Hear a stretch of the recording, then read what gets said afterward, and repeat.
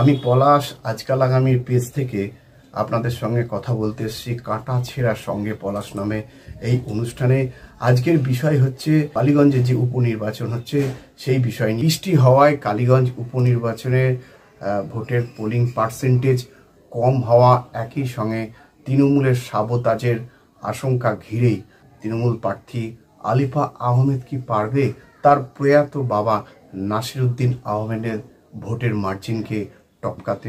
আজকের এই বিষয় নিয়ে আলোচনায় প্রথমেই জানিয়ে রাখি যে কালীগঞ্জ বিধানসভা কেন্দ্রের উপনির্বাচনে গত 2021-এর বিধানসভা নির্বাচনের নিরিখে প্রায় 11% কাছাকাছি ভোটের পার্সেন্টেজ কমেছে। এটা এতটা কমার জন্য একই সঙ্গে বিভিন্ন স্তর থেকে খবরও এসেছে তৃণমূলের একটা অন্তর্দ্বন্দ্ব বা সাবোতাজের প্রশ্ন। সুতরাং আলিফা আহমেদ তার বাবা 2021 সালে প্রায় 47,000 ভোটে জয়লাভ করেছিল। আগামী বিধানসভা নির্বাচন 2026, ঠিক তার আগে এই উপনির্বাচন হচ্ছে। সেক্ষেত্রে এই উপনির্বাচনের গুরুত্ব যথেষ্টই রয়েছে। তিনি কি পারবেন তার বাবার এই ভোটের মার্জিনকে টপকাতে?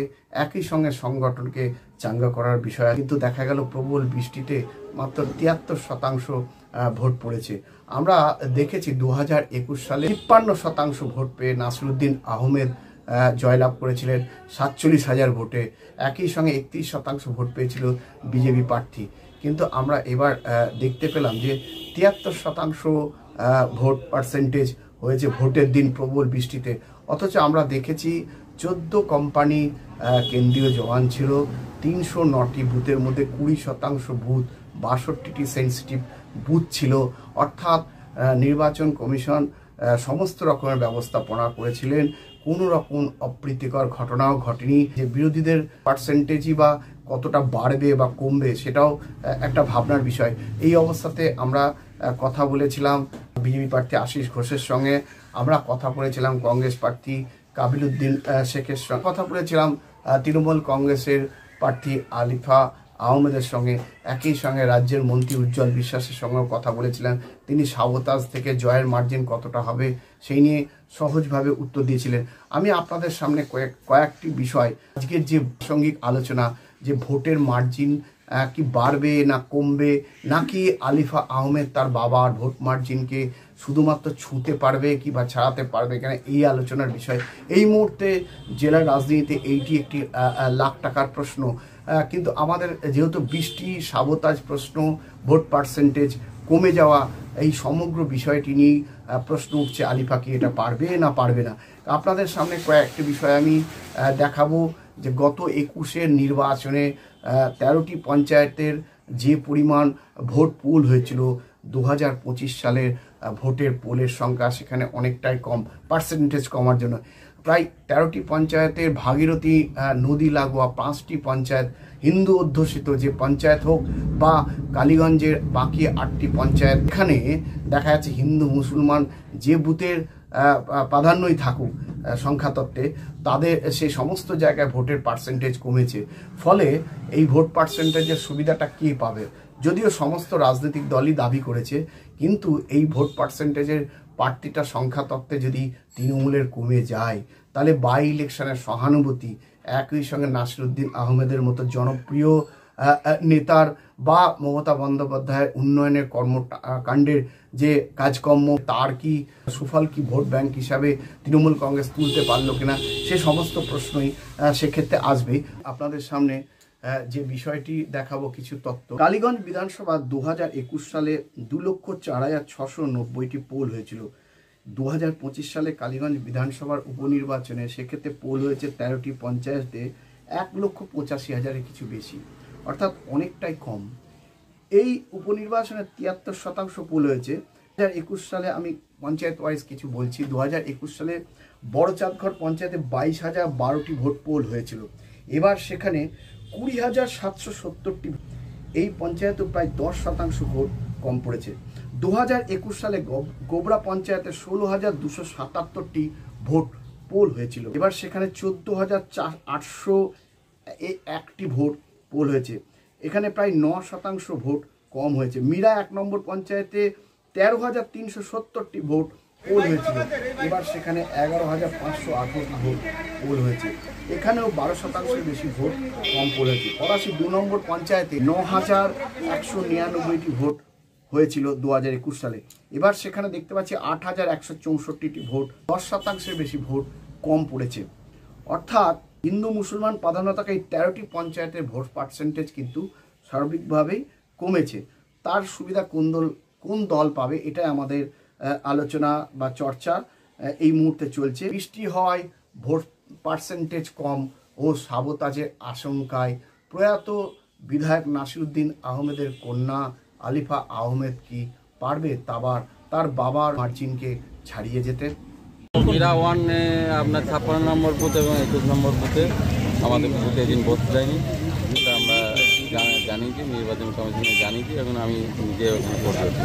এখনো পর্যন্ত ঠিক আছে, এখনো পর্যন্ত দেখুন জনগণ তো স্বতঃস্ফূর্ত রাস্তায় নেমেছে ভোট দেওয়ার জন্য, যার জন্য এটা জনগণই রুখে দেবে এবং স্বতঃস্ফূর্তভাবে। 20% বুথ সেন্সিটিভ বোধ হয়েছে আজ পর্যন্ত, লোকসভা ভোটও এত সেন্সিটিভ 65টা, সেক্ষেত্রে তো অনেকটা অ্যাডভান্টেজ বলেই বিরোধীরা ছিল। দেখুন ছন্ন ছাড়া হলো এটা তৃণমূল দলটা হচ্ছে আপনার সিন্ডিকেটের দল, সিন্ডিকেট চোর, তৃণমূল সিন্ডিকেট রাহাজানি খুন এদের চলতেই থাকবে, যার জন্য এদের এই মস্তান বাহিনী ছাড়া এরা সাধারণ মানুষের ভোট কিন্তু পাবে না, এটা এরা করতেই থাকবে। কিন্তু 14 কোম্পানি কেন্দ্রীয় বাহিনী এবং 20% সেন্সিটিভ, যে গত লোকসভাতেও ছিল না, সেক্ষেত্রে তো আপনাদের বা বিরোধীদের পক্ষে তো অ্যাডভান্টেজ ছিল, সেই অ্যাডভান্টেজ কি আপনারা নিতে পারলেন?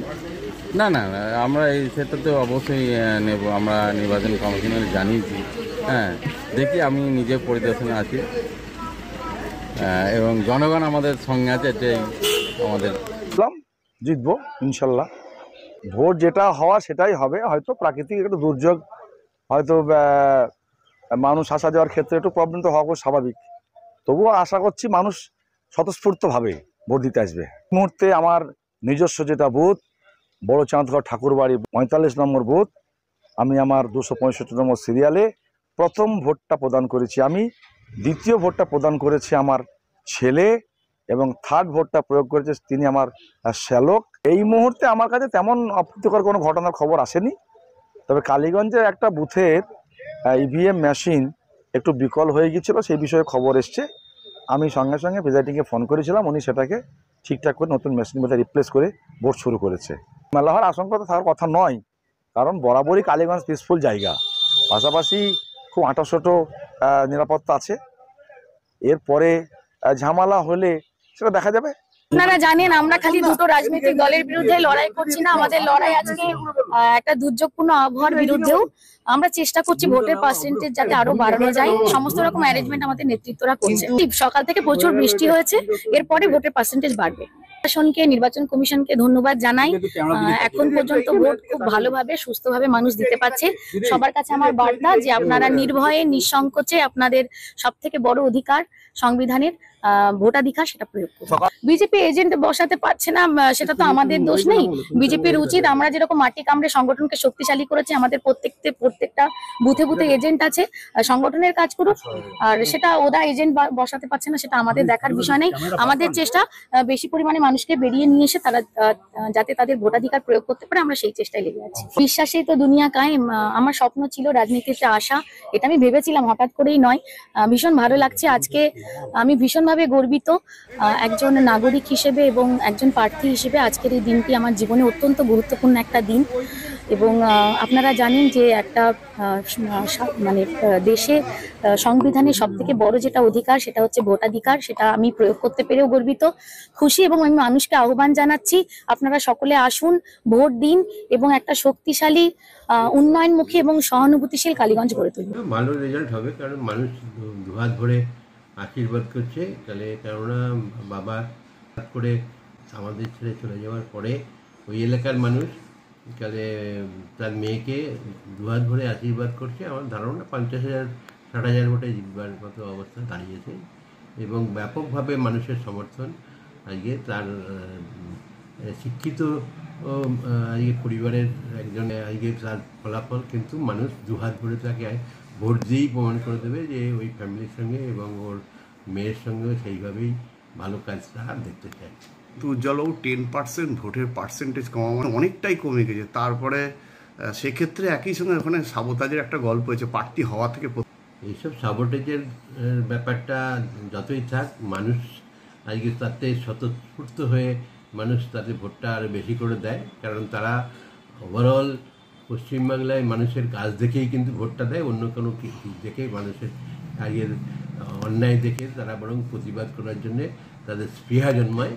এবং সর্বোপরি আজকে যার মৃত্যুর পরে আজকে নতুন করে আরেকটি ভোট আজকে উপস্থিত হয়েছে, সেক্ষেত্রে দাঁড়িয়ে মানুষ কিন্তু ব্যাপকভাবে সেই পরিবারের প্রতি খালি নয়, এবং সবথেকে বড় বিষয় হচ্ছে আজকে রাজ্যের মুখ্যমন্ত্রী মমতা বন্দ্যোপাধ্যায় সারা বাংলাব্যাপী যে উন্নয়নকে কতটা আজকে এর মাধ্যম দিয়ে করানো যেতে পারে, নতুন কারোর থেকেও এ যে আরও বেশি ভালোভাবে মানুষের কাছে কাজটা পৌঁছে দিতে সক্ষম হবে, সেটার জন্যই কিন্তু ভোটটা বেশি দিয়ে তারা কিন্তু এই প্রমাণটা করে রাখাচ্ছে।